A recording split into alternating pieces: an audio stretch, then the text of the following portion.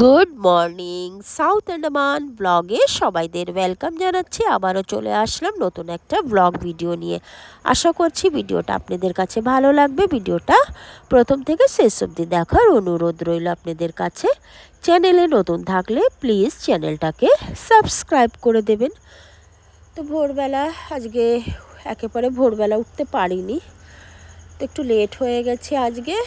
তারপরে দেখুন এখানে সেইভাবেই গাছটা রেখে রাতে শুয়ে পড়েছিলাম। তো এই সময়টা যাই হোক ভিতরের দিকে নিয়ে আসব। তারপরে বাইরের কাজটা শেয়ার করলাম না তেমন। আর এখানে দেখালামই মাছ আর ব্রেকফাস্ট বানানোর পরে যে থালা বাসন রয়েছে সেই সমস্ত ধুয়ে, মাছটাও ধুয়ে নিয়েছি। সকালবেলায় ফ্রেশ ফ্রেশ মাছ আনা হয়েছিল, চান্দা মাছ, তো ধুয়ে বাইরেই রেখেছি, এখনও ফ্রিজে ঢুকানো হয়নি। তো কিছুটা রান্নার জন্য রেখে বাকিটা ঢুকিয়ে রাখবো। আর এই সময়টাই দেখুন এই যে আমি স্নান করে চলে আসলাম। আজকে বেড কভার, পিলো কভার সমস্ত ধুয়েছি, আর তার সঙ্গে স্কুলের শু ছিল ওগুলো ধুলাম। আর এই দেখুন এই যে বাসনটা ধুয়ে আর মাছটাও ধোয়া হয়ে গেছিলো, ধুয়ে রেখে চলে গেছিলাম স্নান করতে। তো স্নান করে যাই হোক দেখালামই, জামা কাপড় যা ছিল মেলে দিয়েছি। আর এখন এই যে ব্রেকফাস্ট, এখানে একটু মাছের ঝোল নিয়েছি, এটা আমার, আর বাকি সবার তো হয়ে গেছে খাওয়া দাওয়া, ওরা চলেও গেছে বাচ্চারা স্কুলে। তো ডিম অমলেট করেছিলাম আর ফুলকপি দিয়ে আলু দিয়ে টমাটো দিয়ে ভাজা হয়েছিল ব্রেকফাস্টে। আর এখানে চলে আসছে একেবারে দুপুরের রান্না বান্না নিয়ে। তো আজকে একটু জলদি জলদি রান্নাটা সেরে নেবো। এখানে সবজিটা কেটে নিয়েছি, ভেন্ডি তার সঙ্গে আলু, আর এখানে এই যে নুন হলুদ দিয়ে মাছটা মেখে রেখেছিলাম। তো এখন ভাজা করছি ভেন্ডির আর আলু দিয়ে যে সবজিটা করব, এই কারণে এখানে মাছ দিয়ে এই দেখুন এই যে হয়েও গেছে, মাছটা ভেজে নিয়েছিলাম আর দেখালাম না, এটুকু দেখালাম এখানে। তারপরে এই দেখুন এই যে দুপুরে ভাতটাও রান্না করার জন্য চালটা ধুয়ে বসিয়ে দিলাম হাঁড়িতে। আর এখানে হলুদ, নুন আর কাঁচা লঙ্কা দিয়ে কিছু সময় লোবিয়াটা ভেজে নিয়েছি, কিছুটা ভাজা হয়েছে। তারপরে এই দেখুন কুচিয়ে রাখা পেঁয়াজটা দিয়ে দিলাম, দিয়ে ঢেকে ঢেকে নাড়াচাড়া করব।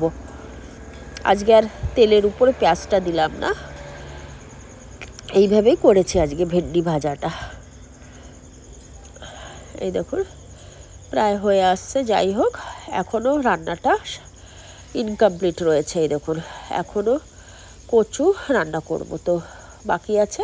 এটা হলো ঘট কচু, সেদিন নিমুগলুটনে গেছিলাম, দাদার ওখান থেকে বৌদি কচু দিয়েছিল, আর সেই কচুটাই সিদ্ধ করে নিয়েছে দেখুন। তারপরে রান্নাটা করব। আর এখানে ডাল বসিয়েছি, তো আম আছে ঘরে, এই কারণে ডালটা রান্না করছি, আম ডাল।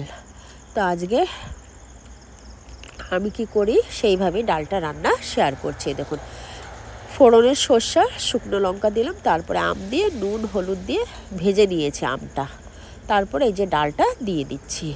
এইভাবে করেছি আমি আজকে ডালটা।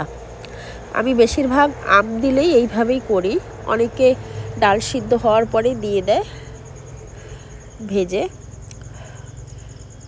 দেয় না অনেকেই, তো আমি ভেজেই দিই। তারপরে যাই হোক জলদি জলদি রান্না করার কারণ হলো এই সময়টা আমি এই দেখুন এই যে বাকেটে একটু জল নিয়েছি, তার সঙ্গে একটু লিকুইডও দিয়েছি, দিয়ে এই দেখুন প্লাস্টিকের যে ঘরে শো প্লান্ট, সেই প্লান্টটাই দুয়োটা নিয়ে বসলাম। অনেকটা ডাস্ট ধুল জমে আছে, তো অনেক সময় ধরে পরিষ্কার করছি। তো এই কারণেই আজকে জলদি জলদি রান্নাটা দুপুরে সেরে নিয়েছিলাম। তো এতটাই ধুলো পড়েছে কি আমার অনেকটা সময় লেগেছে, তবে বসে বসে করছি, কষ্ট হচ্ছে না। তো শরীরটাও ভালো নেই, এই কারণেই বসে বসে এই সময়টা আমি করে নিচ্ছি, অনেক দিন হয়েছে করি না। তো আজকে দুয়োটাই পরিষ্কার করলাম ভালো করে একেবারে। এই দেখুন পরিষ্কার করার সময় 3টা পাতা পড়ে গেল। যাই হোক এখন মুছে নেব, পরে আবারও জায়গায় সেট করে দেবো, যেখান থেকে পড়েছে সেখানেই লাগিয়ে রাখবো। তারপরে এই যে একটা তো হয়ে গেল, আর একটা, এটা পরিষ্কার করতে অনেকটাই কষ্ট হয়। সরু সরু পাতাগুলি, প্রথমেরটা তো বেশ চ্যাপ্টা ধরনের, ধরে একেবারে ডলে দিলেই পরিষ্কার হয়ে যাচ্ছে, কিন্তু এটা পরিষ্কার করতে বেশ একটু সময় লাগবে। আর মাঝে মধ্যে কী করি, একেবারে লিকুইডে বেশি করে দিয়ে বাকেটে ভিজিয়ে রাখি কিছু সময়, তো অতটাও ডাস্ট নেই যে ভিজাতে হবে, এই কারণে আজকে আর ভিজালাম না, হালকা একটু আছে, তো এই কারণেই কাপড় দিয়ে ভালো করে মুছে দিচ্ছি। তো পরিষ্কার হয়ে গেছে, ছিল না আর ডাস্ট, যেভাবে করেছি আজকে আমি। তো এই দেখুন, এই যে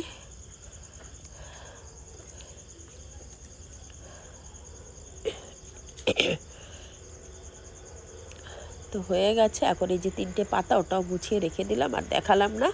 তারপরে খাওয়া দাওয়া করে একটু, আজকে না অনেক দিন পরে ঘুমিয়েছি, একেবারে শরীরটা অসুস্থর কারণেই মনে ঘুমিয়ে পড়েছিলাম।